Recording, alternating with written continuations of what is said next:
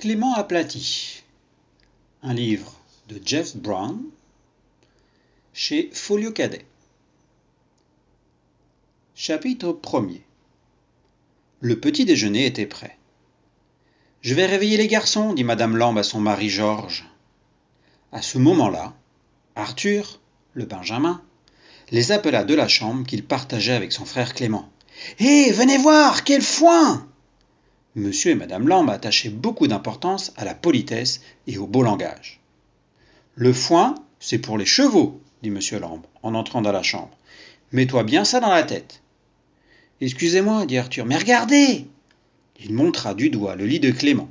Sur ce lit gisait l'énorme tableau d'affichage que Monsieur Lambe avait offert aux garçons à Noël, pour qu'ils y épinglent des dessins, des messages et des cartes de géographie. Il était tombé sur Clément pendant la nuit. Mais Clément n'était pas blessé. Et si son frère ne l'avait pas réveillé par ses cris, il aurait continué à dormir. « Que se passe-t-il » demanda-t-il avec entrain sous l'énorme tableau. Monsieur et Madame Lambe se précipitèrent pour le dégager. « Ciel !»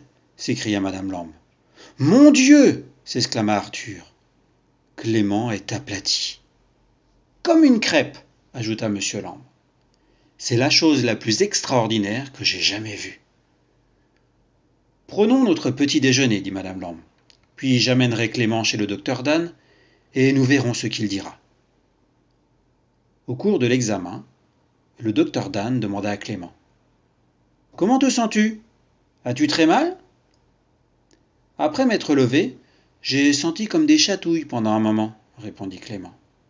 Mais maintenant, je me sens très bien. Parfait. Cela se passe ainsi dans la plupart de ces cas, dit le docteur Dan. L'examen terminé, il déclara. Dire que nous, les médecins, nous avons tant d'années d'études et d'expérience, et nous nous étonnons parfois de constater que nous savons si peu. Madame Lambe fit remarquer que les habits de Clément devraient être refaits par un tailleur. Le docteur Dan demanda à son infirmière de prendre les mesures de Clément, et Madame Lambe les nota. Clément avait 1,22 m de haut, 31 cm de large et 1 cm d'épaisseur.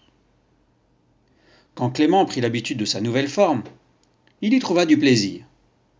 Il pouvait entrer dans les pièces, en sortir, même quand elles étaient fermées, en se glissant simplement sous les portes. Monsieur et Madame Lambe disaient que c'était ridicule, mais ils étaient fiers de lui. Jaloux, Arthur essaya de se glisser sous une porte, mais il ne fit que se cogner la tête.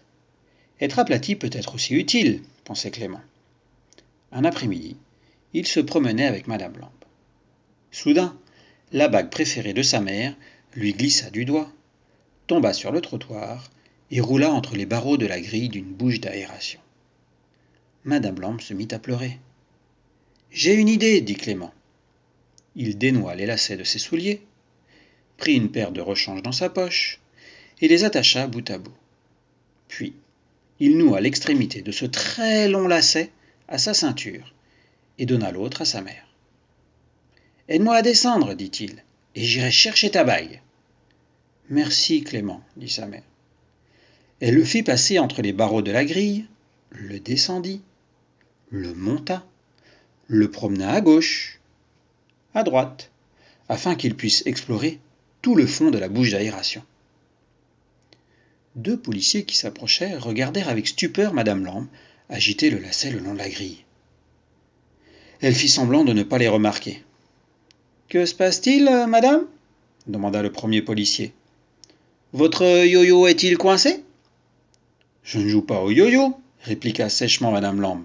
« Si vous voulez le savoir, mon fils est à l'autre bout de ce lacet. »« Laisse-la dire, Harry, » dit le deuxième policier.